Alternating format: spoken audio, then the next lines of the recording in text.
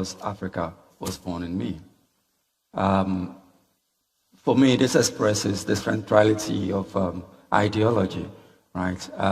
And brings us to the fact that before a lot of great things are done, we think of ideas, we think of having a vision, and this is really striking. So for the first question that I will ask is, what is Pan-Africanism and what did it mean to your fathers?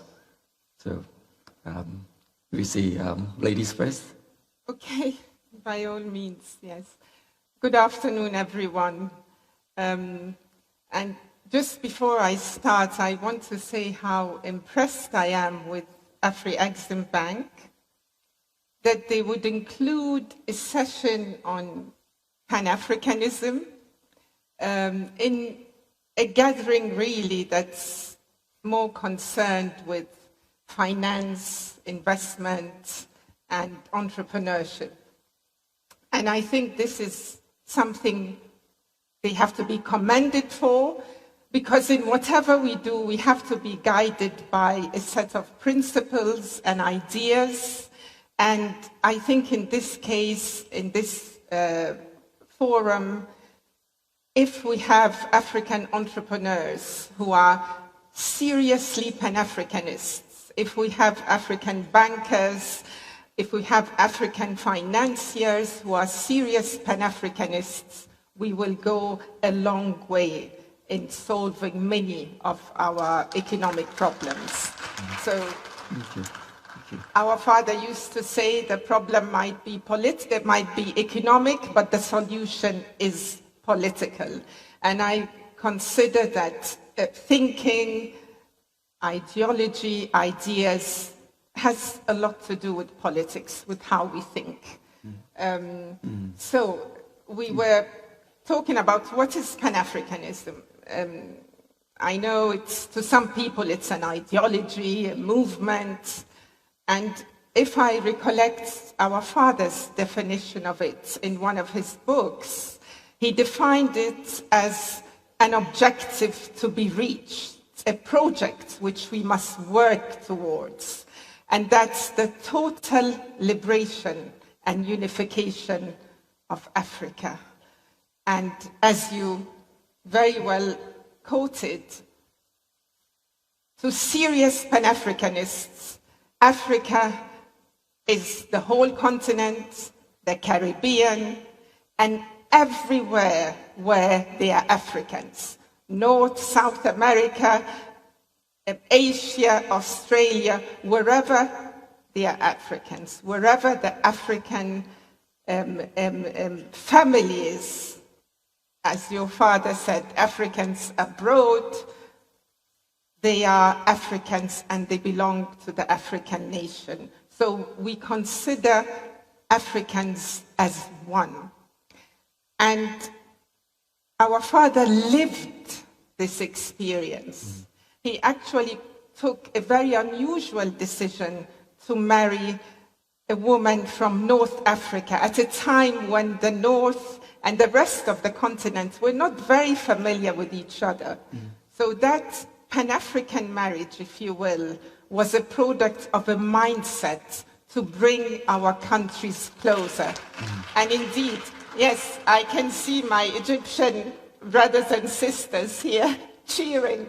And indeed, North Africa went to help many liberation movements after our independence, just as we also supported Algeria in the liberation movements, and Algeria in turn went to support many, many liberation movements in Southern Africa. So that was the spirit, this was the climate, that we had to move together to gain our independence. To defeat colonialism, we had to work together. And I wish that same spirit will be strengthened in our minds and hearts today. If we want to create wealth for our people, we have to work and plan together, the whole global family. If we want to advance, build our industries, if we want to become self-reliant, we have to work together. It will not happen unless we come together in every sense of the word, not only economically, but we have to have a common political basis, a shared political vision that will guide all other kinds of integration.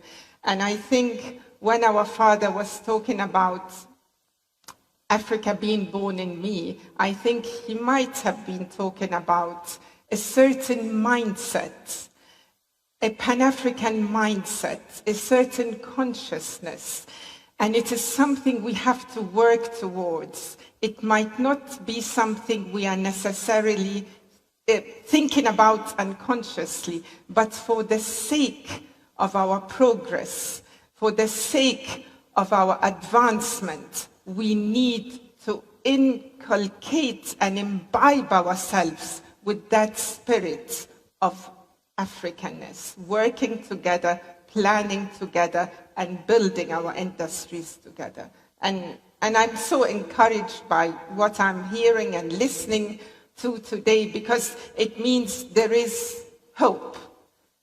We are on the right track because finally, leaders from different sectors, business, academia, African civil society groups, women's groups, finally a consensus is emerging that we have to unite. Well, very, well, this is something you will not find in any textbook. I can assure you that. So thank you very much for your response. Dr. Gavey. Well, from my perspective, my father's perspective, basically, Pan-Africanism per se started in the West, from those of us who were displaced from the continent. And it was a longing to be ourselves and to be integrated back with our homeland. In terms of the longing to be ourselves, everything was taken away from us, even our name. So all we had was a memory of who we were. And in that situation, in the Americas and in the Caribbean, we were brutalized and systemically dehumanized. We always fought against the dehumanization, and we always fought for our freedom. And what freedom meant for us was not simply the breaking of the chains, but, as my father said, we must liberate our minds from mental slavery, because while others may help us break the chains, none but ourselves can free our mind. So freedom is a mental state, and that is what we aspired for, that freedom of our mind that had been incarcerated by a Eurocentric perspective, where we were being thought of and treated as less than human. He also said, a people without the knowledge of their past history, traditions, and culture is like a tree without roots. That is part of our Pan-Africanism. That's part of our deep memory, trying to remember what it was like on the African continent, and knowing that we had to relearn what we could not remember. In doing that, we had to get to a place in ourselves that the slave master could not get to. And that was our spiritual self. And that was what could not be broken, in the transatlantic slave trade. And that was the essence of our humanity. And that was rebirthed in our concept of Pan-Africanism. My father said, God and nature first made us what we are. Then out of our own creative genius, we make ourselves what we want to be. Follow always that great law, and let God and the sky be our limit and eternity our measurement. We can unpack that. That is a whole cosmology of what it means to be African. It means that we're one with the source, God. It means we're one with nature. And it means that we therefore communicate with God who created us, and we communicate with nature. And there's no difference between God, nature, and ourselves as human beings and human species. And that takes us back to our original Nile Valley civilizations. So again, Pan-Africanism is a recapitulation of our history and who we were, going back to find our roots. Thank you. That's the essence of our Pan-Africanism. It begins with a mindset. Yeah. And we will not be able to achieve the things that have been talked about here today without the proper mindset. My father further said that man is the individual who can shape his character, master his will, and create his own destiny. And he said that mind is what creates, and mind can create anything that you want in nature. All one has to do is to use the active intelligence of your mind.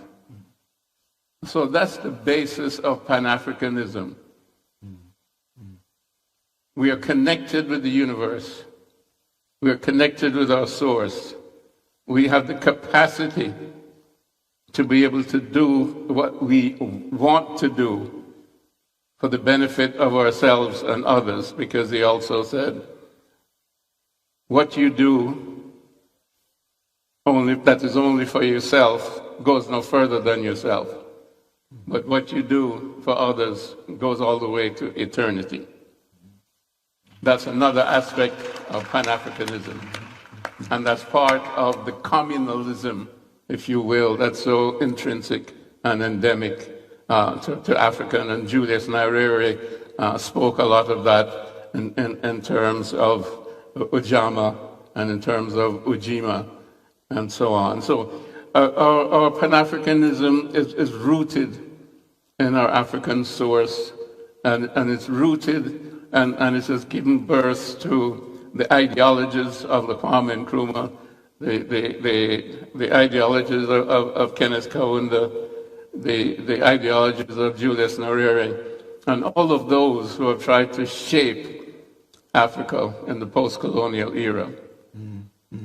Thank you so much. That is quite...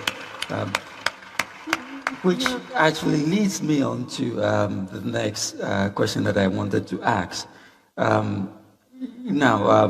When it comes to Pan-Africanism, most of the time it's a concept, it's a subject that is discussed within the walls of the universities and institutions of higher learning. But how do we take Pan-Africanism to the streets? How do we make it accessible? How do we make people understand that it's something that they are supposed to live by, to breathe by, things that they can do on your daily basis? Well, interestingly, I think my father did that 100 years ago. He had nothing but a newspaper, the Negro World, and his own voice. And he was able to convince 6 million people in terms of his following that was paid up membership in the Universal Negro Improvement Association and African Communities League. I think, the only obstacle that one has really is if you are not one of the people. But if you're one of the people and you have the Pan-African understanding, then you can talk not just for them, but you can talk to them. And they'll respond to the message, because it's a message of the human spirit, and it's a message of freedom, it's a message of liberation. And this is intrinsic to all human beings. All human beings want to be free. So you bring that message to them, and you clothe it in the language that they understand, and then we'll be successful. Yeah. Samia, to come back to a point that you made, we have a lot of, we've talked about economic development, we talk about growth. How do we, I think you mentioned that, but how do we ensure that we not only think in economic terms, but actually also push forward the Pan-Africanist ideal whilst we are trying to take care of our economies? Indeed, but before I come to that, because listening to Dr. Gavey reminded me how influenced our father was by your father. And in Kwame Nkrumah's autobiography, he wrote, so that's documentary evidence, he wrote it himself, that of all the literature he read when he was in the States studying for 10 years, the book that influenced him the most was the philosophy and opinions of Marcus Garvey, published by Amy Jack, your mother. And indeed, yes, because working in the United States for 10 years, studying and working with African American thinkers and just doing all manner of jobs, so many odd jobs, it really put him right there in the midst of that society, experiencing the racism, the discrimination, the injustice. And I think that heightened that sense of oneness with black people all over the world. So returning to Ghana to join the independence struggle and become a catalyst and eventually a leader, I think by the time, I can honestly say that by the time Ghana, modern-day Ghana came into being, we were born, if you will, as a Pan-African country. So that famous declaration, the independence of Ghana, is meaningless unless it is linked to the total liberation of Africa. And we know what Africa is, the whole global family. That famous declaration, which sometimes I wonder how we in Ghana received it. Your moment of nationalism, you are thinking we are free at last, and then your leaders saying this independence is meaningless unless it is linked with the wider African freedom. But I think that was setting the tone for real freedom, that real freedom is the unity, the African nation. We will never be really free economically, politically, socially, culturally, spiritually, I would dare say, following from what you were saying, Dr. Gavey, unless we are united as a people, as a nation. So, and I don't know if you heard this anecdote, but on the eve of independence, Dr.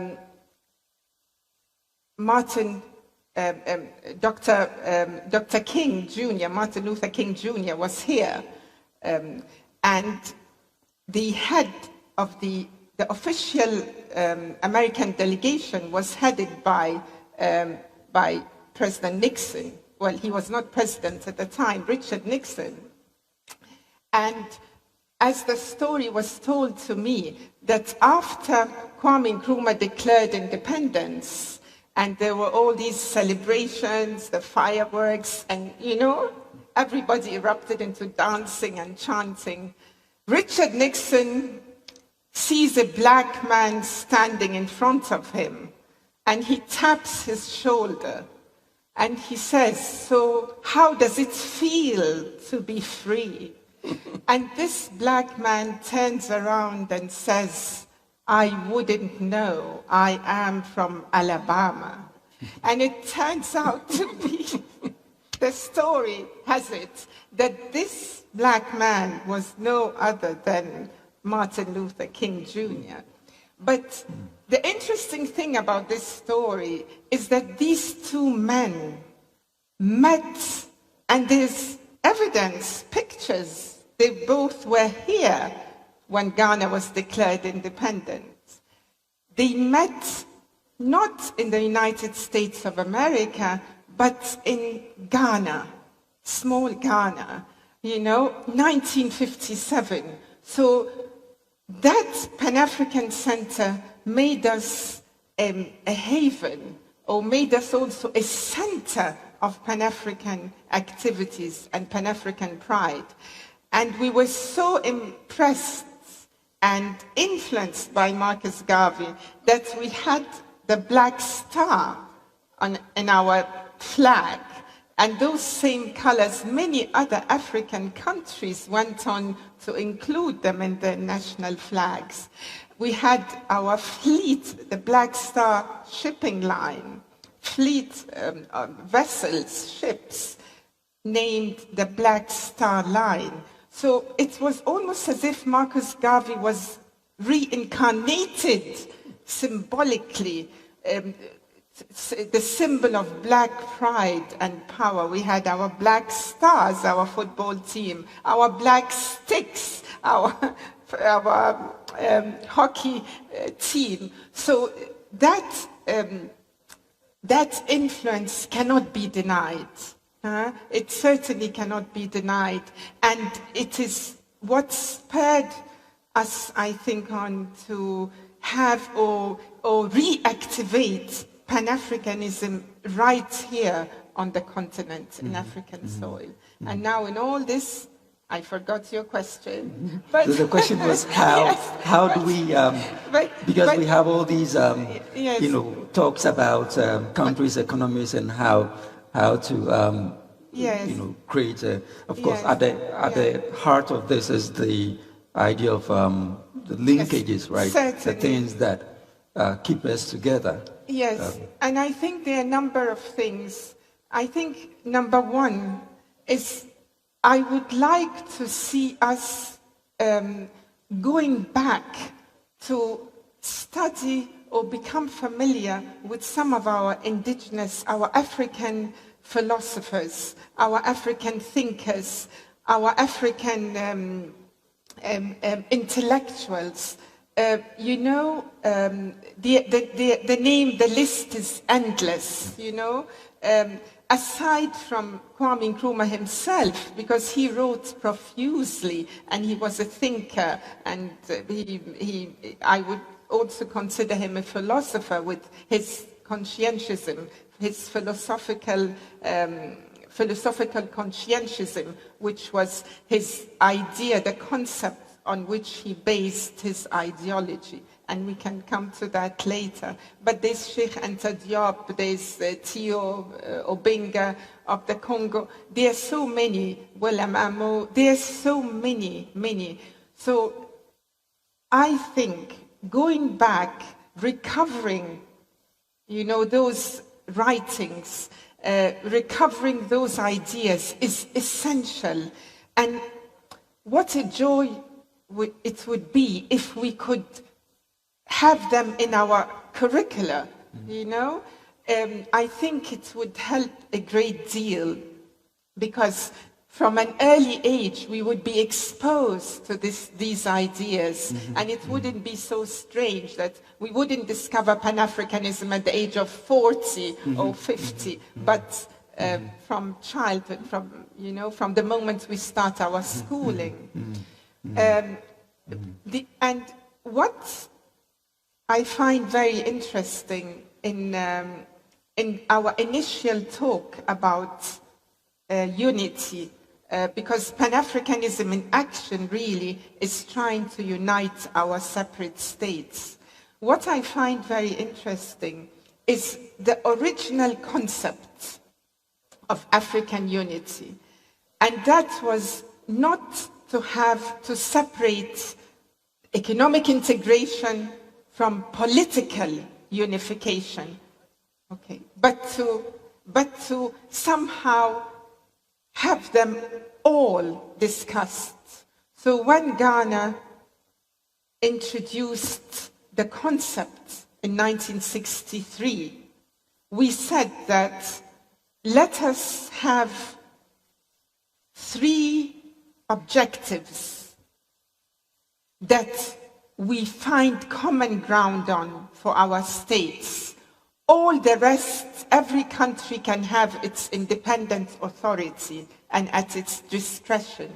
But let us commit to having a common army, common military high command. Let us commit to planning our economies together, our big infrastructure projects like our dams, even the idea of borrowing. Let us borrow as a bloc so that we don't lose out or we don't get a raw deal, as we heard very eloquently from Prime Minister Motley. Number 3, let us have one voice on foreign affairs and diplomacy, which today we can translate as non-alignment, like let us speak with one voice. We don't want to be aligned to any bloc outside the African nation or African people. And I think we heard that from others yesterday. And we can begin with the nucleus. We don't have to have the 54 states agreeing to all this at the same time. We can begin with a nucleus. And once that nucleus is successful and people see the dividend, then others will join us in. And we can have that enshrined in our constitutions, as happened in the early post-independence years, that we don't compromise our sovereignty except for the furtherance of African unity. So basically what I'm saying is that I want us to revisit the idea of political unification, not just economic integration, because no economic decision can be done without the decision makers, our politicians, our leaders. We need to put pressure on our leaders and on ourselves to move closer to that idea of a common political basis on our priorities, the things that matter the most to us. Okay. Excellencies, ladies and gentlemen, I think Dr. Gavey, do you want to have the last word? Yes, certainly. We've heard a lot in the last 2 days about the financial infrastructure for development, and of course the African Exim Bank has done wonders in the last 30 years, and I'm simply blown away by the financial infrastructure that they've developed, certainly their PAP system, etc., their ability to trade from Cape to Cairo, in terms of moving, goods and services, and their real commitment to development as the backbone, shall we say, of the African continental free trade area. And it's a very rosy picture, shall we say, in terms of one market of 1.5 million and a GDP of 3 trillion and so on. But the things that are needed for that to happen cannot happen without political unification. Absolutely. It cannot happen without a Pan-African mindset that I was discussing earlier, which is a commitment to unity and working together. And it cannot happen without that unity of Africa for the Africans, those at home and those abroad, being actually realized and not talked about. My father talked about the United States of Africa in 1927. So we're still, that's 100 years ago pretty much. Kwame Nkrumah, talked about it 60 years ago. So those are our two great Pan-African leaders. So we're still betraying the Pan-African concept, although we, banter the word around. Okay. But we're bantering it without meaning if we don't do the action. And as Kwame Nkrumah said, positive action. So nothing will be realized. You cannot have a single currency. You cannot have, based on our own commodities, gold or whatever it is. Okay. You cannot have the roads. You cannot have the railways. You cannot have the common airspace.